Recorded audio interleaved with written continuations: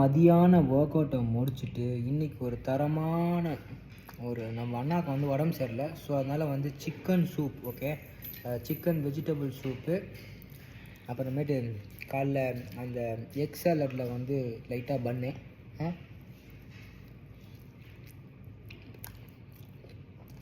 இல்லை ஒரு சாண்ட்விச் மாதிரி. அப்புறமேட்டு கார்லிக் நான் போட்டு ஒரு பன்னு கொடுத்தாங்க. அதை வந்து சூப்பில் தொட்டு சாப்பிட்லாம் சாப்புக்காக. அப்புறமேட்டு கேரட்டு, சிக்கன் அல்டிமேட்டாக இருக்குது.